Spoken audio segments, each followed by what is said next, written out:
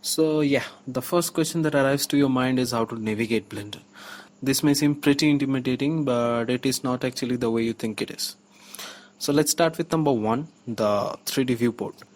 So to select things, simply left click on any object and left click on the empty space to deselect the same. You can also press A on your keyboard to select all the objects at the same time and double press A to deselect them all. Number two, the basics of navigation. To navigate your viewport, or just simply say to rotate, zoom and pan the view, you gotta head up to the buttons up. Say we wanna rotate our view around the cube. Notice this little gizmo in the top right. Simply go ahead and give it a click in the y-axis indicator. You'll notice that it brings you directly to the side orthographic view. The same happens to the other indicators as well. If you instead click and drag the gizmo, you'll get to see that your domain is rotating about the origin. You can middle click the cursor and drag it in the open space to get the same rotation effect. Now, to be honest, the later one is used more often. Now below the gizmo, if you notice a magnifying glass with a plus icon, it is used to zoom in and out the view. Simply by left clicking on it, drag your cursor back and forth to zoom in and out. This can also be simply achieved by just rolling your cursor wheel back and forth in the domain. Now if you notice, the zoom and rotation acts along the center of the world origin, that is 0, 0, 0 technically.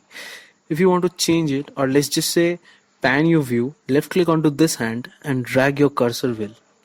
The similar can also be easily achieved by holding the shift key and pressing the middle mouse button and moving your cursor. Now the camera icon will help you see through the camera, or to make it easy, it will help you to review your scene when you're gonna render it. The fourth and the last one that you can see is the view changer. It simply switches your view from perspective to orthographic.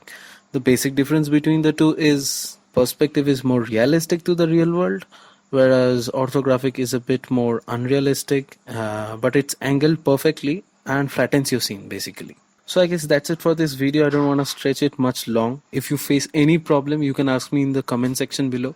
I'll be simultaneously launching the part 2 of this video, and if you want to take my suggestion, take some rest and then get into the video. So I hope my little efforts were a bit fruitful to you. If you feel the same, do put a like, it inspires me. And if you are new here and want to continue with my tutorial series, do consider subscribing. There are also awesome projects and works that I have done in Blender and Pencil as well that you can look up to in my channel. So till then, see you all in the second part, or technically the third video of the series. Yeah, bye.